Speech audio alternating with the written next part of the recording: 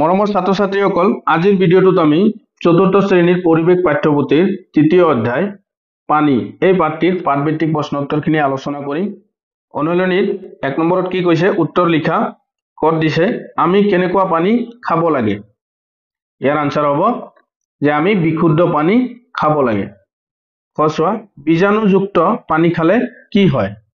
ইয়াৰ উত্তৰ হ'ব বীজাণুযুক্ত পানী খালে বিভিন্ন ৰোগ হয়, যেনে হাইজা, গ্ৰহণী, জ্বৰ, পেটৰ বিষ আদি। গটোৱা পানী কেনেকৈ বীজাণুমুক্ত কৰিব পাৰি। পানী কেনেকৈ বীজাণুমুক্ত কৰিব পাৰি। ইয়াৰ উত্তৰ হ'ব পানী উতলাই বা ফিল্টাৰ কৰি বীজাণুমুক্ত কৰিব পাৰি। নেক্সট ঘটোৱা পানীত পমি যোৱা কিছুমান বস্তুৰ নাম লিখা।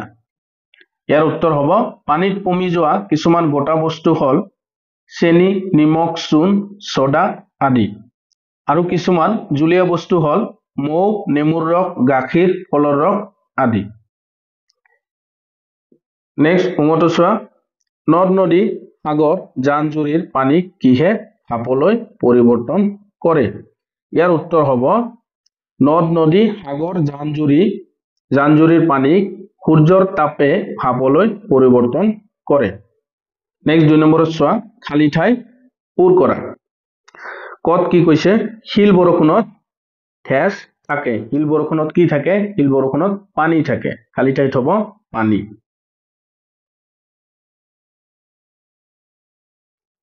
খ সাগৰৰ পানী কেনেকুৱা লুনিয়া।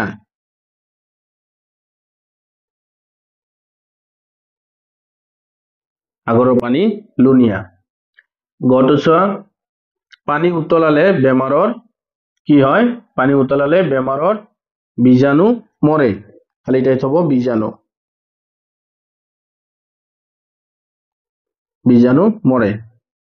খ তাপ পালে পানী কিহলৈ পৰিৱৰ্তন হয়। তাপ পালে পানী ভাপলৈ পৰিৱৰ্তন হয়। খালী ঠাইত হৈ যাব ভাপলৈ।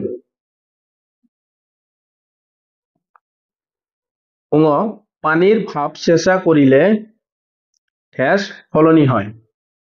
পানীৰ ভাপ চেঁচা কৰিলে কি হয় ক্ষুদ্ৰ কণিকাৰ সলনি হয়। ইয়াত লিখিবা ক্ষুদ্ৰ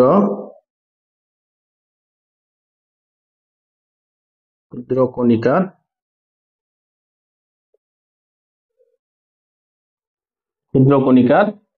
সলনি হয়। নেক্সট চোৱা ৩ নম্বৰ প্ৰশ্ন ঘৰুৱা কামৰ বাহিৰেও আৰু কি কি কামৰ বাবে পানী ব্যৱহাৰ কৰা হয়। ইয়াৰ উত্তৰ হ'ব যে ঘৰুৱা কামৰ বাহিৰেও কৃষি কাৰ্য, বিভিন্ন কল কাৰখানা, বিদ্যুৎ উৎপাদন, মাছ পালন আদি কামত পানী ব্যৱহাৰ কৰা হয়।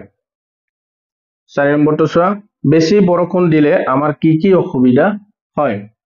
ইয়াৰ উত্তৰ হ'ব বেছি বৰষুণ দিলে আমাৰ বহুতো অসুবিধা হয়, যেনে যাতায়াতৰ সমস্যা, বেমাৰ আজাৰৰ বিস্তাৰ, খেতি বাতিৰ ক্ষতি, বিদ্যুৎ বিচ্ছিন্নতা আদি। নেক্সট ৫ নম্বৰত কৈছে জলচক্ৰৰ ছবি এখন আঁকি জলচক্ৰৰ ছবি আঁকিব দিছে। তোমালোকৰ কিতাপতে দিয়া আছে।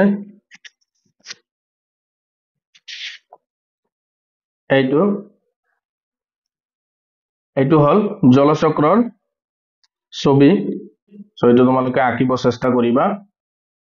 নেক্সট কি কৈছে ৬ নম্বৰত যে দলত আলোচনা কৰি বিদ্যালয়ৰ খোৱা পানীৰ ব্যৱস্থা সম্বন্ধে এখন প্ৰতিবেদন যুগুত কৰা। শিক্ষক শিক্ষয়িত্ৰীৰ সহায় ল'বা।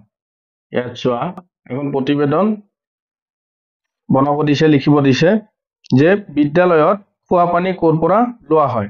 এতিয়া চোৱা বিদ্যালয় হিচাপে এইটো তোমালোকৰ বেলেগ বেলেগ হ'ব। বেলেগ বেলেগ বিদ্যালয়ত বেলেগ বেলেগ খোৱা পানীৰ ব্যৱস্থা আছে। কিছুমান বিদ্যালয়ত দমকলৰ পানী ব্যৱহাৰ কৰে, কিছুমানত নাদৰ পানী, কিছুমানত আকৌ টেপৰ পানী, আকৌ কিছুমানত টেংকিৰ ব্যৱস্থা আছে। এইটো তোমালোকে নিজৰ নিজৰ বিদ্যালয়ৰ শিক্ষক শিক্ষয়িত্ৰীক সুধি এইটো লিখি ল'বা। ইয়াৰে যিকেইটা প্ৰশ্ন আছে এই আটাইকেইটা প্ৰশ্ন তোমালোকে নিজৰ নিজৰ বিদ্যালয়ৰ শিক্ষক শিক্ষয়িত্ৰীৰ সহায়ত লিখিব চেষ্টা কৰিবা।